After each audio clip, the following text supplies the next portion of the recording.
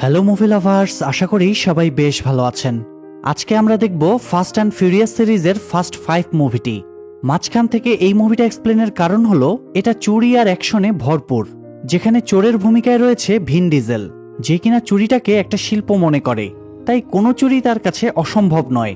তো একটা সময় তার চুরির টিম ব্রাজিলের এক মাফিয়ার পেছনে পড়ে যায় এবং সেই মাফিয়ার সবচেয়ে বড় অ্যাসেট চুরি করার প্ল্যানিং শুরু করে তারা। এমনকি এই প্ল্যানে তাদের সাথে পুলিশের এজেন্টরাও যুক্ত হয়। কিন্তু একজন মাফিয়ার অ্যাসেট চুরি করা তো এত সহজ কথা নয়। তাই আসলেই সেখানে কি ঘটেছিল চলুন সেটাই এখন দেখে নেই। শুরুতেই গল্পের অন্যতম মেইন ক্যারেক্টার নিককে দেখা যায়, যে কিনা একজন ওয়ান্টেড ক্রিমিনাল। সে পুলিশের হাত থেকে ফেরারি হয়ে গিয়েছে এবং সেটা নিয়ে মিডিয়ায় তোলপাড় শুরু হয়েছে। আর তাকে পালাতে সাহায্য করেছিল পুলিশ অফিসার ব্রায়ান এবং নিকের বোন মিয়া। তাই পুলিশ এখন তাদের তিনজনকেই খুঁজে বেড়াচ্ছে। এখানে বলে রাখি, ব্রায়ান আর মিয়া দুজন দুজনকে ভালোবাসে, এই কারণেই মূলত ব্রায়ান নিককে সাহায্য করেছিল। তো পুলিশের হাত থেকে বাঁচার পর নিক মিয়া থেকে আলাদা হয়ে যায়, আর মিয়া এবং ব্রায়ান গা ঢাকা দেওয়ার জন্য পৌঁছে যায় ব্রাজিলে। সেখানে গিয়ে তারা তাদের এক পুরনো বন্ধু ভিন্সের সাথে দেখা করে। তাদের মধ্যে অনেকদিন যাবৎ কোনো যোগাযোগ ছিল না।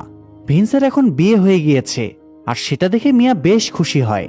তো ভিন্স মিয়াদের অবস্থা দেখে বুঝে যায় তাদের এই মুহূর্তে টাকার খুব প্রয়োজন, তাই সে মিয়াকে একটা কাজের অফার দেয়। ভিন্স তাদের জানায় আমেরিকান পুলিশের জব্দ করা কিছু দামি গাড়ি ট্রেনে করে ব্রাজিলের বাইরে নিয়ে যাওয়া হচ্ছে। তবে সেই গাড়িগুলো ঠিক যার, তার টিম সেগুলো পুলিশের কাছ থেকে উদ্ধার করতে চায়। তাই ভিন্সরা যদি সবাই মিলে সেই টিমকে গাড়িগুলো চুরি করতে সহযোগিতা করে, তাহলে বিনিময়ে তারা অনেক টাকা পাবে, আর ওই টাকাগুলো নিজেদের মধ্যে ভাগাভাগি করে নিতে পারবে। মিয়ার কাছে আইডিয়াটা ভালো লাগায় সে তৎক্ষণাৎ রাজি হয়ে যায়। চুরির দিন মিয়া আর ব্রায়ান প্যাসেঞ্জার হিসেবে সেই ট্রেনে উঠে যায় যেটাতে গাড়িগুলো ছিল। তারা দুজন খুব কৌশলে টিটির কাছ থেকে গাড়ির কন্টেইনারের চাবিটা চুরি করে নেয়। এরপর সেখানে পৌঁছে তারা ভিন্সকে ফোন করে। তখন ভিন্স আর গাড়ির মালিকের টিম একটা ফ্ল্যাট ট্রাক নিয়ে পৌঁছে যায় ট্রেনের কাছে। তারা একটা কাটারের মাধ্যমে কন্টেইনারের দেয়ালটা কেটে ফেলে। আর তখনই গল্পের অন্যতম মেইন ক্যারেক্টার নিকের আবারও দেখা মেলে। আসলে নিককে অন্যতম বলার কারণ হচ্ছে, এখানে আপনি এমন অনেক ক্যারেক্টার পাবেন যাদেরকে দেখলে মনে হবে সেই হয়তো মুভির মেইন ক্যারেক্টার, কিন্তু সবাইকে তো আর বিশেষভাবে হাইলাইট করা সম্ভব নয়। যাই হোক, নিককে সেখানে দেখে মিয়ারা ভীষণ খুশি হয়। তারা জানতই না নিক এই মিশনে কাজ করছে। এখন তারা সবাই মিলে কাজে লেগে পড়ে। গাড়িগুলো একে একে ট্রাকের উপর শিফট করে দেয়, আর সেগুলো নিয়ে এক একজন বেরিয়ে যেতে শুরু করে। এভাবে চলতে চলতে মিয়াও একটা গাড়িতে উঠে বসে সেটা নিয়ে পালানোর জন্য। কিন্তু অদ্ভুত ব্যাপার হলো, সে অন্যদের মতো সোজা রাস্তায় না গিয়ে অন্য একটা রাস্তা ধরে পালাতে শুরু করে। অবশ্য এই কাজটা তাকে নিক করতে বলেছিল। সেটা দেখে সেই গাড়ির মালিকের টিমের জিজি নামের ছেলেটার মনে সন্দেহ জাগে যে মিয়াদের নিশ্চয়ই অন্য কোনো প্ল্যান আছে। তাই সে নিকের সাথে ঝগড়া শুরু করে। এরই মাঝে ট্রেনের সিকিউরিটিরাও টের পেয়ে যায় যে ভিতরে কিছু একটা ঝামেলা হচ্ছে। তারা দ্রুত পৌঁছে যায় কন্টেইনারে। এরপর শুরু হয় চোর পুলিশের তুমুল যুদ্ধ। সেই যুদ্ধে অনেক পুলিশ মারা যায়। তখনও কন্টেইনারের ভিতরে একটা গাড়ি পড়েছিল, তাই ব্রায়ান সেটা বের করার জন্য ট্রাকের উপর ঝাঁপিয়ে পড়ে আর নিজেই সেটা ড্রাইভ করতে শুরু করে। এদিকে নিকের অবস্থা ততক্ষণে খারাপ হয়ে যায়। সে একা সবার সাথে পেরে উঠছিল না, তাই ব্রায়ান তাকে বাঁচানোর জন্য ট্রাকটা নিয়ে কন্টেইনারের ভেতর ঢুকিয়ে দেয়। এতে নিক বেঁচে যায় ঠিকই, কিন্তু ব্রায়ান আটকা পড়ে যায় ট্রাকের ভিতরে। নিক তখন তাকে বাঁচানোর জন্য লাস্ট গাড়িটা নিয়ে ট্রাকের পেছন পেছন ছুটতে শুরু করে, কিন্তু সে কোনোভাবেই চলন্ত ট্রেনের কাছে ঘেঁষতে পারছিল না। এদিকে ট্রেন ততক্ষণে একটা ব্রিজের কাছে পৌঁছে যায়। কিছুক্ষণের মধ্যেই ট্রেনটা ব্রিজের উপর উঠে যাবে, আর একবার যদি ওঠে তাহলে ব্রিজের পিলারের আঘাতে ব্রায়ানের মৃত্যু নিশ্চিত। তবে নিক তো সেটা হতে দিতে পারে না, তাই সে খুব কৌশলে গাড়িটা ব্রায়ানের কাছে নিয়ে যায়। আর ব্রায়ান তখন গাড়ির উপর ঝাঁপ দিয়ে নিজের প্রাণ বাঁচিয়ে নেয়। ততক্ষণে তারা ব্রিজের কাছাকাছি পৌঁছে গিয়েছিল, তাই বাধ্য হয়ে গাড়ি সহ তাদেরকে নদীতে ঝাঁপ দিতে হয়। এতে গাড়িটা পানিতে ডুবে যায় আর তারা ধরা পড়ে যায় জিজিদের হাতে। এরপর জিজি তাদের দুজনকে ধরে নিয়ে যায় তাদের বস রেইসের কাছে। রেইস ছিল ব্রাজিলের মাফিয়া কিং। তার পারমিশন ছাড়া ব্রাজিলের একটা পাতাও নড়ত না। পুলিশকে সে নিজের পকেটে ভরে রাখত। আর ওই গাড়িগুলো মূলত রেইসেরই ছিল। নিকরা তখন ভাবে হয়তো এত দামি গাড়ির হদিশ পাওয়ার জন্যই তাদেরকে সেখানে ধরে নিয়ে যাওয়া হয়েছে। কিন্তু অদ্ভুত ব্যাপার হলো, রেইস বাকি গাড়িগুলোর কথা বাদ দিয়ে শুধুমাত্র সেই গাড়িটার ব্যাপারেই জানতে চায় যেটা কিনা মিয়া নিয়ে গিয়েছে। নিকরা তখন বুঝে যায় নিশ্চয়ই ওই গাড়ির ভেতর কোনো রহস্য লুকিয়ে আছে। তবে তারা কোনোভাবেই স্বীকার করে না যে মিয়া গাড়িটা কোথায় নিয়ে গিয়েছে। তাই রেইসের লোকেরা তাদের দুজনকে অনেক মারধর করে। এরপর তাদেরকে ওই অবস্থায় ফেলে রেখে রেইস সেখান থেকে চলে যায়। তখন নিক আর ব্রায়ান খুব কৌশলে তাদের হাতের বাঁধন খুলে রেইসের লোকদের উপর অ্যাটাক করতে শুরু করে। তাদেরকে মেরে তারা দুজন সেখান থেকে পালিয়ে যায় তাদের নিজেদের আস্তানায়। আর সেখানেই মূলত গাড়িটা নিয়ে মিয়া তাদের জন্য অপেক্ষা করছিল। তারা সবাই ওই গাড়িটাকে খুব ভালোভাবে চেক করে, কিন্তু কোনো ক্লু খুঁজে পায় না। এদিকে নিকদের ধরার জন্য এফবিআই এর স্পেশাল অফিসার লুকাকে অ্যাপয়েন্ট করা হয়। সে আগে থেকেই নিকদের চিনত, তাই কোনো রকম সময় নষ্ট না করেই সে নিকদের খোঁজে বেরিয়ে পড়ে। সে সময় পুলিশের লোকেরা তাকে জিজ্ঞেস করে সে কাকে তার অ্যাসিস্ট্যান্ট হিসেবে রাখতে চায়। লুকা জানায় সে এলিনা নামের এক লেডি অফিসারকে চায়। সেটা শুনে পুলিশ অফিসার ভীষণ অবাক হয়, কারণ এলিনা ছিল সাধারণ একজন ট্রাফিক অফিসার, এমন স্পেশাল মিশনে তার কি কাজ। তখন লুকা খুব ক্যাজুয়ালি বলে দেয় যে এলিনার হাসিটা তার খুব পছন্দ। তো লুকা যেহেতু সবার সিনিয়র ছিল, তাই তার উপর কেউ কথা বলতে পারে না। তারা তখন এলিনাকে এনে দাঁড় করায় লুকার সামনে। এতে এলিনা নিজেও একটু অবাক হয়, তবে লুকা তার কনফিউশন দূর করে দেয়। আসলে এলিনা খুবই হার্ডওয়ার্কিং এবং একজন সৎ অফিসার। অন্য অফিসারদের টাকা দিয়ে কেনা গেলেও এলিনাকে কেনা সম্ভব ছিল না, আর এই কারণেই মূলত লুকা তাকে বেছে নিয়েছে, যাতে নিকরা টাকার লোভ দেখালেও সে লক্ষ্যভ্রষ্ট হয়ে না যায়। অন্যদিকে ব্রায়ান ওই গাড়িটা ভালোভাবে চেক করলে একটা চিপ খুঁজে পায়। সেটা কম্পিউটারে কানেক্ট করলে দেখা যায় সেখানে মাফিয়া কিং রেইসের অ্যাকাউন্টে সব তথ্য রাখা আছে। কোথায় কত টাকা আছে তার প্রত্যেকটা তথ্য ওই চিপের ভেতর ছিল। তখন তারা বুঝতে পারে রেইস কেন ওই গাড়ির পেছনে পড়েছিল। নিকরা জানতে পারে রেইসের কাছে 500 কোটি টাকারও বেশি ক্যাশ টাকা জমা আছে। তাই নিকরা এবার ওই টাকাগুলো চুরি করার প্ল্যানিং শুরু করে, কারণ ওই টাকাগুলো পেয়ে গেলে সারা জীবনে আর কোনো কাজ করার প্রয়োজন পড়বে না তাদের। কিন্তু সমস্যা হচ্ছে এই কাজটা করার জন্য তাদের একটা বড় টিমের প্রয়োজন ছিল। তাই তারা নিজেদের মতো করে টিম মেম্বার খুঁজতে শুরু করে। এরই মাঝে ভিন্স তাদের সাথে গাদ্দারি করার চেষ্টা করে। সে ওই চিপটা চুরি করে রেইসের হাতে পৌঁছে দিতে চায়, তবে ঘটনাক্রমে নিক সেটা দেখে ফেলে। তখন ভিন্সের উপর তার অগাধ বিশ্বাস ভেঙে চুরমার হয়ে যায়। ভিন্স তখন তার কাছে ক্ষমা চায়, কিন্তু নিক তার কথা মানে না। তাকে স্পষ্ট জানিয়ে দেয় তারা আর একসাথে কাজ করবে না। এদিকে এফবিআই এজেন্ট লুকা তাদের লোকেশন খুঁজে বের করে সেখানে পৌঁছে যায়। তখন নিকরা সেখান থেকে পালানোর চেষ্টা করে, কিন্তু পারে না। পুলিশ তাদেরকে ধাওয়া করতে শুরু করে। একটা পর্যায়ে ব্রায়ান আর নিক আলাদা রাস্তায় চলে যায়। সেই সময় নিককে ফলো করছিল লুকা, আর অন্য অফিসাররা ধাওয়া করছিল ব্রায়ান আর মিয়াকে। নিক কোনো মতে লুকার হাত থেকে পালায় ঠিকই, তবে পরক্ষণেই বেচারা গিয়ে পড়ে এলিনার সামনে। মানে বাঘের হাত থেকে বেঁচে কুমিরের হাতে গিয়ে পড়ার মতো অবস্থা। এমন সময় হঠাৎ ভিন্সের লোকেরা এলিনার উপর গুলি করতে শুরু করলে নিক তার জীবন বাঁচায়। এরপর সে সেখান থেকে পালিয়ে যায়। কিছুক্ষণ পর লুকা এসে নিকের ব্যাপারে জিজ্ঞেস করলে এলিনা তার বিষয়টা স্বীকার করে না, কেননা নিক যেহেতু তার লাইফ সেভ করেছে, তাই সেও লুকার হাত থেকে নিককে বাঁচিয়ে দেয়। পুলিশের হাত থেকে বাঁচার পর নিক আবারও মিয়াদের ছেড়ে যেতে চায়, কারণ তারা একসাথে থাকলে বিপদ বাড়বে। কিন্তু মিয়া তাকে যেতে দিতে চায় না। সে জানায় সে প্রেগনেন্ট, তাই এখন সে পুরো পরিবার নিয়ে একসাথে থাকতে চায়। কথাটা শুনে ব্রায়ান এবং নিক দুজনেই ভীষণ অবাক হয়, কারণ তারা কেউই বিষয়টা জানতো না। তো খুশির খবরটা শুনে নিক তার বোনকে আর ছেড়ে যায় না। তারা একসাথে গিয়ে একটা সিক্রেট জায়গায় আশ্রয় নেয়। তারা সিদ্ধান্ত নিয়েছিল এই কাজটা শেষ হয়ে গেলে তারা চুরি ডাকাতি ছেড়ে নতুন জীবন শুরু করবে। তবে এদিকে লুকা গিয়ে সেই গাড়িটা চেক করে দেখে সেটার বেশ কিছু পার্টস খুলে রাখা হয়েছে। সে বুঝে গিয়েছিল ওই গাড়ি থেকে নিশ্চয়ই কিছু চুরি করা হয়েছে, কিন্তু সেটা ঠিক কি এটা জানার জন্য সে তার টিমকে গাড়িটা আবারও রিপেয়ার করতে বলে। এরপর সিন শিফট হলে দেখা যায় নিকরা অলরেডি তাদের টিম সেট করে ফেলেছে। তাদের মধ্যে হ্যাকার, ড্রাইভার, ছিনতাইকারী সবই ছিল। প্রত্যেকেই নিজেদের ফিল্ডে এক্সপার্ট। নিক তাদের সবাইকে প্ল্যান বুঝিয়ে বলে। প্ল্যান শুনে তাদের মধ্যে থাকা রোমান নামের একটা লোক ভীষণ ভয় পেয়ে যায়। সে কাজটা করতে রাজি হয় না, কিন্তু যখন সে জানতে পারে তাদের মধ্যে 500 কোটি টাকা ভাগ করে দেওয়া হবে, মানে প্রত্যেককে প্রায় 55 কোটি টাকা করে ভাগে পাবে, তখন আর রোমান আপত্তি করতে পারে না। এরপর সবাই মিলে প্ল্যানিং অনুযায়ী কাজ শুরু করে দেয়। পরদিন নিক সহ কয়েকজন মাফিয়া কিং রেইসের এক গোপন আস্তানায় পৌঁছে যায়। সেখানে তার বেশ কিছু কালো টাকা জমা করা ছিল। নিকরা রেইসদের লোকদেরকে ভয় দেখানোর জন্য টাকাগুলোতে আগুন লাগিয়ে দিয়ে সেখান থেকে চলে যায়। আর যাওয়ার আগে তাদের হুমকি দিয়ে যায় যে রেইসের সব টাকার সন্ধানও তারা খুঁজে বের করবে, আর একে একে সবগুলোতেই আগুন লাগিয়ে দেবে। আসলে নিক চাচ্ছিল এই কথাগুলো রেইসের চামচারা তাকে গিয়ে জানাক। তারা দ্রুত গিয়ে রেইসকে বিষয়টা জানায়। রেইস তখন দ্রুত তার সব টাকা একটা সেফ জায়গায় জড়ো করতে বলে, আর এটাই ছিল নিকের আসল প্ল্যান। রেইস ওই টাকাগুলো এক জায়গায় জড়ো করবে, আর সেখান থেকে নিকরা একসাথে সব টাকা নিয়ে গায়েব হয়ে যাবে। তো সেই প্ল্যান অনুযায়ী তারা এবার রেইসের লোকদের ফলো করতে শুরু করে। তখন তারা জানতে পারে টাকাগুলো থানার ভিতরে রাখা হয়েছে। সেখানকার পুলিশ রেইসের কথায় উঠতো আর বসতো, তাই তারাই টাকাগুলো সেফ রাখার ব্যবস্থা করে দেয়। টাকাগুলো সেখানে রেখে রেইস একেবারে নিশ্চিন্ত হয়ে যায়। কিন্তু এতে নিকদের চিন্তা বেড়ে যায়, কারণ থানা থেকে এত পুলিশ প্রোটেকশনের মধ্য দিয়ে টাকাগুলো বের করা তো মুখের কথা নয়, তবে হার মানলেও তো চলবে না। তাই তারা তাদের আস্তানায় ফিরে নতুন প্ল্যান সাজায়। আর পরদিন সেই প্ল্যান অনুযায়ী রোমান পুলিশ সেজে থানায় চলে যায় একটা পার্সেল সেখানকার লকারে রাখার জন্য। কিন্তু লকার রুমের দায়িত্বে থাকা পুলিশ যেহেতু তাকে চিনত না, তাই তাকে ভিতরে অ্যালাউ করে না। রোমান অনেক চেষ্টা করে কিন্তু লোকটা কোনো মতেই রাজি হয় না। তখন সে বাধ্য হয়ে পার্সেলটা বাইরে রেখে দিয়ে চলে যায় আর পুলিশকে বলে যায় সেটা সেফলি লকারে রেখে দিতে। পুলিশ তার কথা মতো ব্যাগটা নিয়ে লকারে রেখে দেয়। কিছুক্ষণ পর সেই ব্যাগ থেকে একটা ক্যামেরাযুক্ত রিমোট কন্ট্রোল গাড়ি বেরিয়ে আসে। নিকের টিমের একজন মেম্বার গাড়িটা অপারেট করছিল। সে ওই ক্যামেরার মাধ্যমে পুরো রুমটা স্ক্যান করতে থাকে। সেই সময় সে রেইসের সেই বড় লকারটা দেখতে পায়। লোকটা যেহেতু চোর ছিল তাই লকারের ব্যাপারে তার অনেক জ্ঞান ছিল, যে কারণে সে বুঝে যায় এই লকার খুলতে তাদের অনেক বেগ পেতে হবে। তাই তারা ওই লকারের মতো সেম আরেকটা লকার জোগাড় করে আনে সেটা খোলার প্র্যাকটিস করার জন্য। যাই হোক, পরদিন তারা খুব কৌশলে থানার নিচের আন্ডারগ্রাউন্ড টানেলের মধ্য দিয়ে ওয়াশরুমের কাছে চলে যায়। এরপর সেখানে একটা ছোট্ট বোম ব্লাস্ট করে যাতে ওয়াশরুমের কমোড এবং পাইপ নষ্ট হয়ে যায়। তখন পুলিশরা টেকনিশিয়ানকে ফোন করে সেটা ঠিক করার জন্য। আর সেই সুযোগে নিকের টিমের লোকেরা টেকনিশিয়ান সেজে থানায় পৌঁছে যায়। সেখানে গিয়ে তারা থানার সার্ভার হ্যাক করে ফেলে।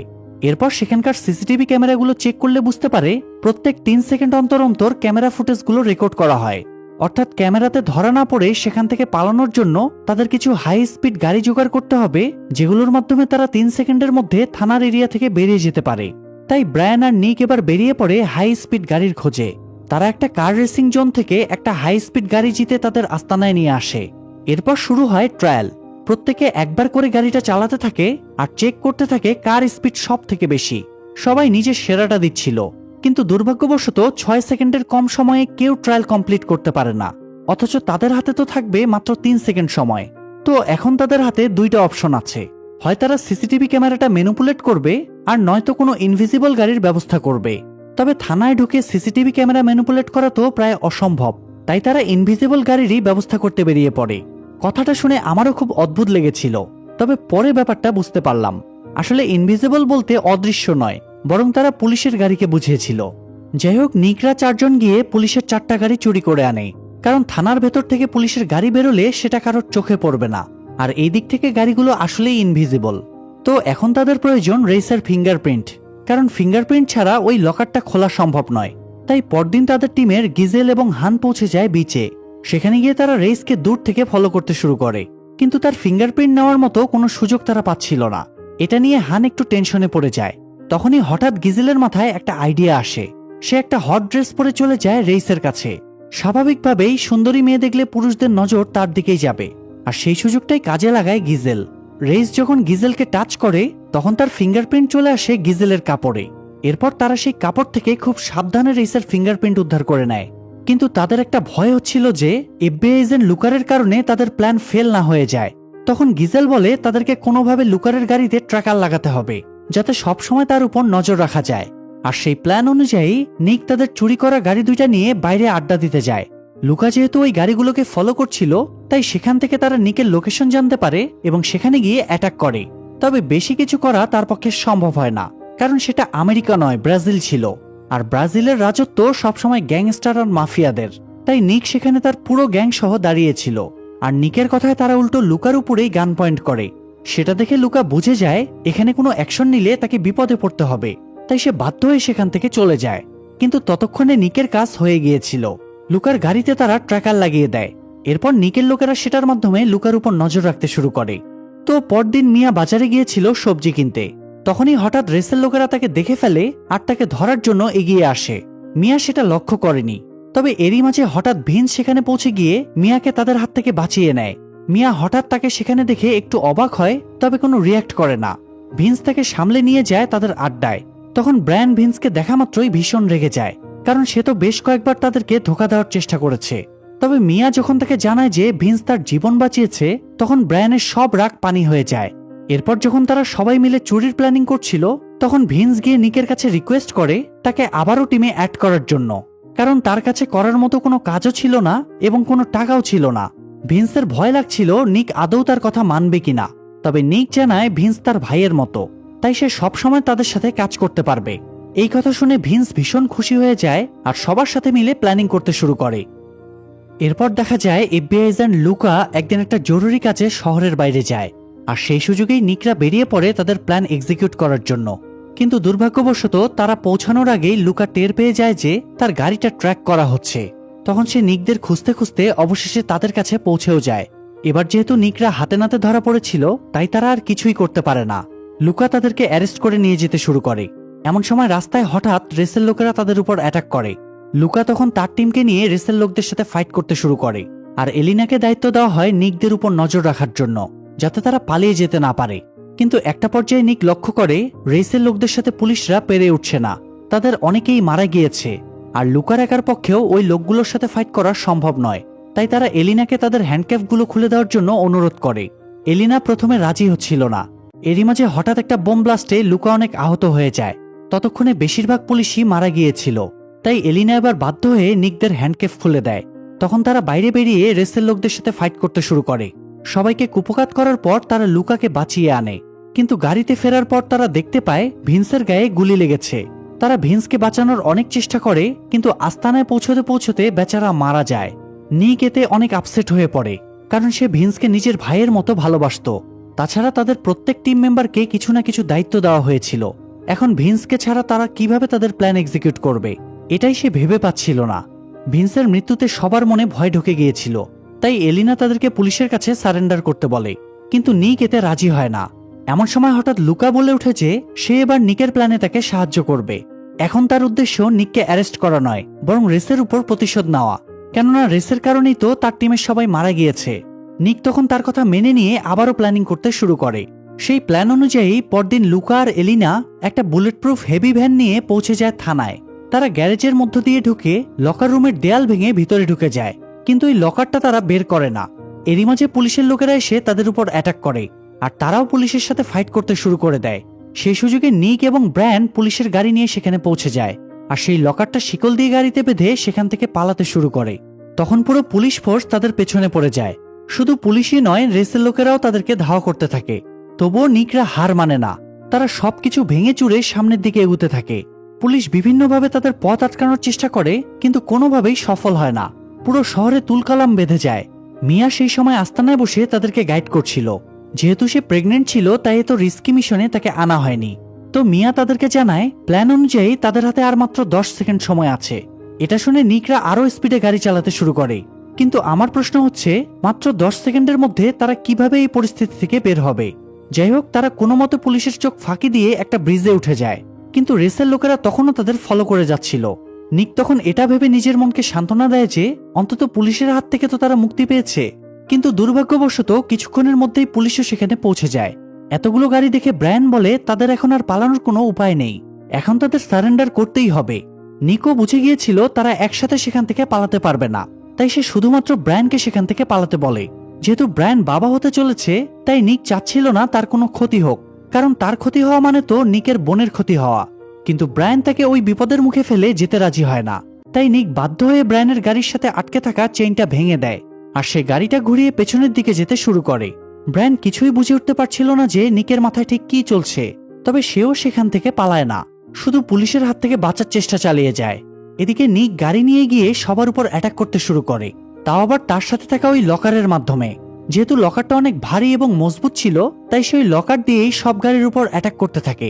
লকারের আঘাতে গাড়িগুলো দুমড়ে মুচড়ে যেতে থাকে। এতে গাড়ির ভিতরে থাকা মানুষগুলো শেষ হয়ে যায়। সবশেষে বাকি থাকে শুধু রেস। লকারের এক ধাক্কায় তার গাড়িটা ভেঙে চুরমার হয়ে যায়, কিন্তু এত কিছুর পরেও লোকটা মারা যায় না, মানে যাকে বলে কই মাছের প্রাণ। এরই মাঝে লুকা এবং এলিনা সেখানে পৌঁছে যায়। লুকা রেসকে সরাসরি গুলি করে মেরে ফেলে। এরপর গিয়ে নিককে বলে সে নিকদের সাহায্য করেছে ঠিকই, কিন্তু তাদেরকে ছেড়ে দেওয়া তার পক্ষে সম্ভব নয়। এই কথা শুনে নিকরা হতবাক হয়ে যায়। এত কষ্টের রেজাল্ট একদম জিরো হবে, এটা তো আসলেই মানা সম্ভব না। তাছাড়া যদি তারা ধরা পড়ে যায় তাহলে মিয়ার কি হবে? লুকা তখন তাদেরকে একটা আইডিয়া দেয়। সে বলে নিকরা চাইলে সেখান থেকে পালিয়ে যেতে পারে, কিন্তু লকারটা নিয়ে যেতে পারবে না।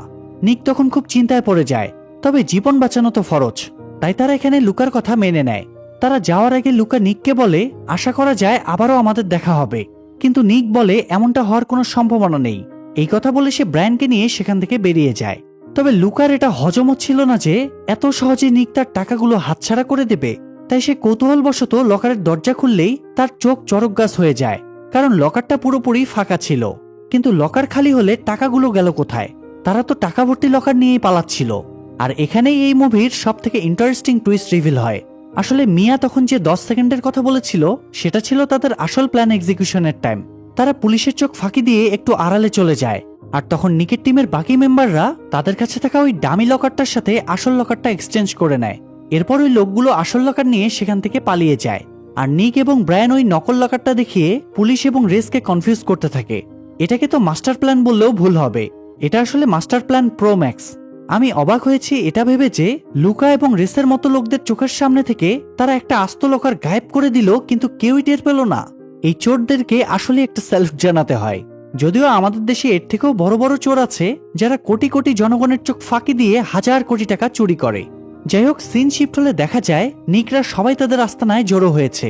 সেখানে সবার সামনে সেই বড় লকারটা খোলা হয়। এতগুলো টাকা সামনে দেখে সবার মন জুড়িয়ে যায়। এরপর প্রত্যেকের মধ্যে টাকাগুলো ভাগ করে দেওয়া হয়। তাদের প্রত্যেকেরই কিছু না কিছু স্বপ্ন ছিল, তাই তারা টাকাগুলো নিয়ে নিজেদের স্বপ্ন পূরণের কাজে ব্যস্ত হয়ে পড়ে। আর ভিন্স যেহেতু মারা গিয়েছিল, তাই নিক তার ভাগের টাকাগুলো তার ওয়াইফের কাছে পৌঁছে দেয়। ততদিনে হান আর গিজেলের মধ্যেও রিলেশন শুরু হয়ে যায়, আর ব্রায়ান মিয়া এবং তার অনাগত সন্তানকে নিয়ে একটা নিরিবিলি জায়গায় শান্তিতে বসবাস করতে শুরু করে। আর এখানেই এত সুন্দর গল্পটা শেষ হয়ে যায়। আসলে ফাস্ট অ্যান্ড ফিউরিয়াস সিরিজের সবগুলো মুভি যেমন এক্সাইটিং তেমনি অ্যাকশনে ভরপুর, যে কারণে এই মুভিগুলো সবার পছন্দের লিস্টে জায়গা করে নিয়েছে। তবে এই মুভিটা আপনার কাছে কেমন লেগেছে সেটা অবশ্যই আমাদের জানাবেন। আর এমন সব সুন্দর সুন্দর মুভির এক্সপ্লানেশন দেখার জন্য চ্যানেলটা সাবস্ক্রাইব করে বেল বাটনটা অল প্রেস করে রাখবেন। আজকের মতো বিদায় নিচ্ছি, আল্লাহ হাফেজ।